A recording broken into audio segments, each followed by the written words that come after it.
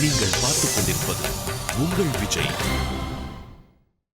संत पदाची जोड दे रे घरी साधू पदाची जोड संत पदाची जोड दे रे घरी साधू पदाची जोड संत पदाची जोड दे रे घरी साधू पदाची जोड संत पदाची जोड दे रे घरी साधू पदाची जोड साधू पदाची जोड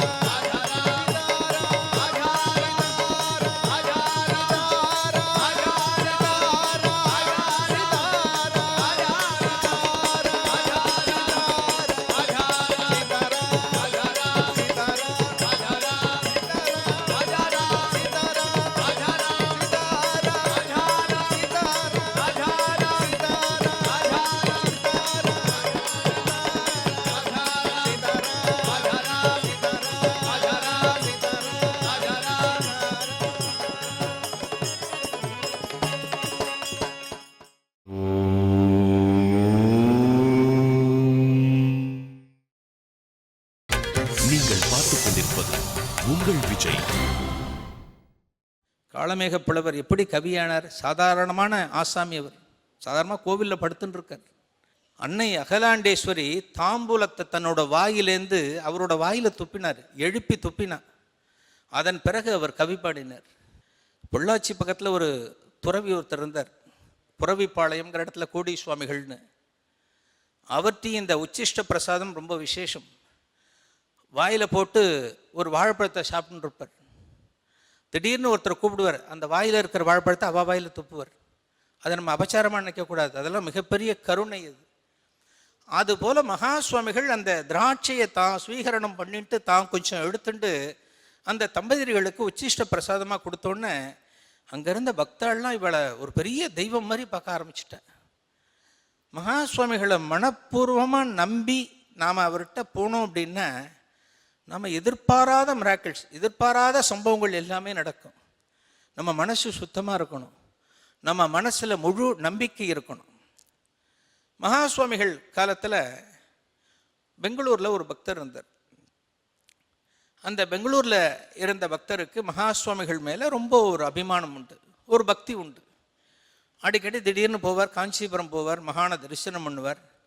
இல்லை வேற எங்கேயான முகாம் இருக்காரா அப்படின்னு மகானை போய் தரிசனம் பண்ணிட்டு வருவார். அதுபோல் பெங்களூரில் இருக்கும்போது அவருக்கு திடீர்னு தோணித்து மகா சுவாமிகளுக்கு விளாம்பழம் வாங்கி அனுப்பணும். விளாம்பழம் தெரியும், ஓட்டோடு இருக்கும். இந்த விளாம்பழம் சீசன் அங்கே பெங்களூரில் ரொம்ப ஃப்ரெஷ்ஷாக வந்திருந்தது. ஒரு கடையில் பார்த்த உடனே இங்கே சில விளாம்பழங்களை வாங்கி மகா சுவாமிகளுக்கு அனுப்பணும், அது ஓகே, அந்த விளாம்பழத்தில் மகா சுவாமிகள் எடுத்துக்கணும் அப்படின்னு அடுத்து ஆசைப்பட்டார். மனசுக்குள்ளே ஒரு பக்தனோட ஆசை எப்படி நிறைவேறது அப்படிங்கிறத சொல்ல போகிறேன். மனசுக்குள்ளே நினச்சார், இந்த விளாம்பழத்தை மகா சுவாமிகள் எடுத்துக்கணும் அப்படின்னு மனசுக்குள்ளே நினச்சார். கடைக்கடையாக தேடி ஒரு நல்ல ஒரு 6 விளாம்பழம் வாங்கினார். நல்ல ஒஸ்தியான குவாலிட்டியாக ஒரு 6 விளாம்பழம் வாங்கினார். விளாம்பழம் வாங்கிட்டு தன்னோட ஆற்றுக்கு வந்தார். எதேச்சியாக ஒரு சொந்தக்காரா வந்தாப்ப இவர் போகும்போது அவள் ஆற்றுல இருக்கா. அவள் சென்னைக்கு கிளம்ப போகிறா. அவள்கிட்ட கொடுக்குறா இதை. இந்த 6 விளாம்பழத்தை அந்த சென்னைக்கு போகிற சொந்தக்காரால்கிட்ட கொடுத்துட்டு, இந்த 6 பழத்தையும் நீங்கள் காஞ்சிபுரம் மடத்துக்கு போய் நீங்கள் கொடுத்துட முடியுமா நாளைக்கு? எனக்கு கொடுக்கணும்னு ஆசை, ஆனால் என்னால் இப்போ போக முடியல, எனக்கு அலுவலக வேலைகள் இருக்குது, மகா சுவாமிகளுக்கு கொடுக்கணும் அப்படின்னு எனக்கு தோணிடுத்து, நீங்கள் கொடுக்க முடியுமா அப்படின்னு கேட்டேன். அது வயசான ஒரு பாட்டி வந்திருந்தா. தாராளமாக, அதனால் என்ன சந்தோஷம், மகா சுவாமிகளை பார்க்குறதுக்கு நீங்கள் ஒரு சந்தர்ப்பத்தை எனக்கு ஏற்படுத்தி கொடுக்குறீள், நீங்கள் தாராளமாக போயிட்டு வரோன்னு சொல்லிட்டு அந்த 6 விளாம்பழத்தை பத்திரமா ஒரு கவரில் போட்டு வாங்கிட்டு மெட்ராஸ்க்கு வந்துட்டேன். அடுத்த நாள் கிளம்ப போகிறா கார்த்தால. அந்த விளாம்பழத்தை ஒரு டேபிள் மேலே போட்டு வச்சுருக்க. அவாத்தில் இருக்கிற ஒரு குழந்தை என்ன பண்ணித்து, ஒரு சின்ன பொன் குழந்தை, ஒரு 4-5 வயசு, அந்த ஒரு விளாம்பழத்தை பார்த்தது. அது வரைக்கும் விளாம்பழத்தை பார்த்ததே இல்லை போல இருக்கு. வாழைப்பழம், கொய்யாப்பழம் எல்லாத்தையும் பார்த்துருக்கு, இதை பார்த்ததில்லை. யாரோ போகிற போக்கில் இது ஒரு நல்ல பழம், நன்னா இருக்குன்னு சொல்லிட்டு போயிருக்கா. இதை உடனே சாப்பிடணும் அப்படின்னு ஆசை வந்துடுத்து அந்த குழந்தைக்கு. இந்த 6 பழமும் போய் சேர வேண்டும் காஞ்சி மடம், காஞ்சி மகா சுவாமிகளுக்கு போக வேண்டியது. அந்த குழந்தைக்கு இந்த பழத்தை எடுத்துக்கணும் அப்படின்னு ஒரு ஆசை வந்துடுத்து. ஒரு பழத்தை எடுத்துடுது, நகர்ந்து போக ஆரம்பிச்சுது. அந்த பாட்டி பார்த்துட்டாங்கேருந்து, ஐயோ பாவி, வெடி எங்க, அது பெரியவாளுக்கு கொடுக்கறதுக்காக, உனக்கு அப்புறமா வேற வாங்கித்தரேன், அதை அங்கே வை அப்படின்னு சொன்னோன்னே குழந்தை பயந்துட்டு அங்கே வச்சுட்டு போயிடுது. அதன் பிறகு இந்த 6 விளாம்பழத்தை எடுத்துன்னு அந்த பாட்டியோட குடும்பத்தில் எல்லாரும் அந்த பேத்தியையும் கூட்டிட்டு காஞ்சி மடத்துக்கு போகிறார். காஞ்சி மடத்துக்கு போன உடனே மகா சுவாமிகளை தரிசிக்கிறதுக்கு வரிசையில் வந்தபோது இந்த பழத்தெல்லாம் கையில் வச்சுட்டு இருக்கா. ஒரு தட்டில் வைக்கிற, ஒரு தட்டு மூங்கில் தட்டு வச்சுருப்பா, அதில் தான் நம்ம கொண்டு போகிற திரவியங்கள்லாம் அதில் தான் வைப்போம். அந்த 6 விளாம்பழத்தை வச்சுட்டு இந்த அம்மாலாம் வரிசையில் நிற்கிற, இந்த பாட்டி எல்லாரும் நிற்கிற. அப்போ ஒரு பக்தர் சொல்கிறார், பெங்களூர்லேருந்து அவரோட பேர் சொல்லி அவர் கொடுத்து விட்டுருக்கார். ஏன்னா மடத்துக்கு அறிமுகமான அன்பர் அவர் பெங்களூர்லேருந்து பிரத்யேகமாக வாங்கி கொடுத்துருக்கா அப்படின்னு சொல்லிட்டு அந்த தட்டை வைக்கிறார். அங்கே அந்த அம்மா நிற்கிற, அந்த வயசான அம்மா.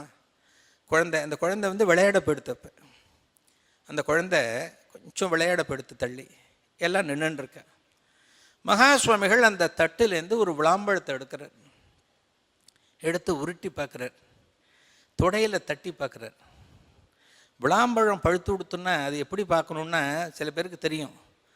அந்த உள்ளே இருக்கிற அந்த ஓட்டுலேருந்து இந்த சதை அருந்துரும். அந்த ஓட்டில் சதை ஒட்டின்னு இருக்கும். ஒட்டின்னு தான் அது சரியாக பழுக்கலைன்னு அர்த்தம். குடன்னு ஆடிடுத்துன்னு வச்சுக்கோ, பழுத்து கொடுத்துன்னு அர்த்தம். அந்த சதை அருந்து உள்ளுக்குள்ளே கடன்னு ஆடும். வேர்க்கடலை நிலக்கடலை ஆடும் இல்லையா, அது போல் ஆடும். மகா சுவாமிகள் பரீட்சை பண்ணி பார்த்துட்டு ஒரு பழத்தை கையில் வச்சுட்டுருக்கார். ரொம்ப நேரம் டெஸ்ட் பண்ணி பார்த்துட்டு பழுத்து கொடுத்தான்னு பார்த்துட்டு கையில் வச்சுட்டுருக்கார்.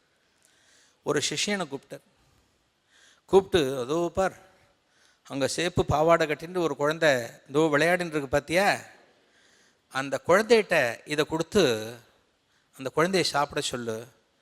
அந்த குழந்தைக்கு விளாம்பழம்னா ரொம்ப பிடிக்கும். இது வரைக்கும் யாருமே கொடுக்கல.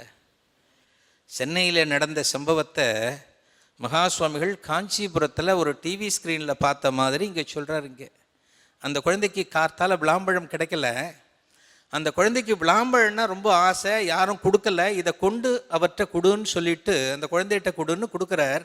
அந்த பாட்டி தவிச்சு போய் நிற்கிறா. அப்படியே அடடா, கார்த்தால நம்ம கொடுக்காததை மகா சுவாமிகள் இப்படி உணர்த்துறாரு, இப்படி சொல்கிறாரேன்னு தவிச்சு போய் பார்த்து கண்ணில் தண்ணியோடு நிற்கிறா பாட்டி. இதோட முடியலை. அப்புறம் என்ன பண்ணுறார், 5 பழத்தையும் எடுத்து ஒன்று ஆட்டி பார்த்து மகா சுவாமிகளே அந்த மேடையில் வச்சு அடித்து அதை தனியாக எடுக்கிறார். உள்ளே இருக்கிற அந்த வஸ்துவை தனியாக எடுக்கிறார். இந்த விளாம்பழத்தை மட்டும் தனியாக சாப்பிடக்கூடாது, அதில் கொஞ்சம் சர்க்கரை போட்டு சாப்பிட்ணும். ரொம்ப நல்லா டேஸ்ட்டாக இருக்கும். இந்த டேஸ்டெல்லாம் கண்டுபிடிச்சதெல்லாம் நம்மளவா தான், தமிழர்கள் தான். சந்தோஷப்படணும். சாப்பாட்டில் எதை சேர்த்தா பெருமை அப்படிங்கிறதெல்லாம் நாம் தான் கண்டுபிடிச்சிருக்கோம். அதோட வெல்லத்தை சேர்க்கணும். நீங்கள் கோவிலில் கூட பார்த்துருப்பேன், விளாம்பழத்தை நல்ல விஷயம் தெரிஞ்ச சிவாச்சாரியார் தனியாக நைவேத்தியம் பண்ண மாட்டார். கொஞ்சம் வெள்ளை கட்டி ஒன்று வச்சுருப்பார் பக்கத்தில், அதை வச்சு தான் நைவேத்தியம் பண்ணணும். பகவானுக்கே அப்படி தான் பிடிக்கும் போல இருக்குது. அதே போல் மகா சுவாமிகள் இந்த ஒன்றையும் தனியாக எடுத்த பிறகு அந்த அம்மா கொஞ்சம் வெல்லமும் வச்சுருக்கா. அந்த வெல்லத்தையும் கலந்து இந்த 5 விளாம்பழத்தோட மிச்சத்தையும் மகா சுவாமிகள் தான் கையில் போட்டு பல பக்தர்கள் கூடியிருக்கும்போது சாப்பிட்டாராம்.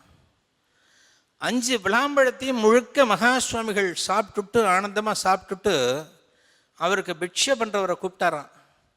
பிக்ஷை பண்ணுறவரை கூப்பிட்டு, எனக்கு பிக்ஷை முடிஞ்சு போச்சு, இன்னைக்கு எனக்கு பிக்ஷை முடிஞ்சு போச்சு, இனிமேல் பிக்ஷை கிடையாது, நான் முடிச்சிட்டேன் அப்படின்னு சொல்கிறார், தகவல் சொல்கிறார். அந்த பாட்டிக்கு ஆனந்தம்னா ஆனந்தம், அப்படி ஒரு ஆனந்தம். பெங்களூரில் இருக்கிற அன்பர் மனசில் நினச்சார், இந்த 6 விளாம்பழத்தில் ஒரு விளாம்பழத்தை மகா சுவாமிகள் எடுத்துக்க மாட்டாரா, அந்த தெய்வம் எடுத்துக்காதா அப்படின்னு மனசில் நினச்சார். ஒரு உண்மையான பக்தி அந்த பக்தரோட மனசில் இருக்கக்கூடிய அந்த பக்தி இப்படி போய் மகா சுவாமிகள் அந்த எல்லா 5 பழத்தையும் ஸ்வீகரணம் பண்ணிவிட்டார். அது நம்ம மனசில் அந்த பக்தியில் எந்த அளவுக்கு ஆழம் இருக்கோ அந்த அளவுக்கு மகான்கிட்டேருந்து கருணை நமக்கு கிடைக்கும்.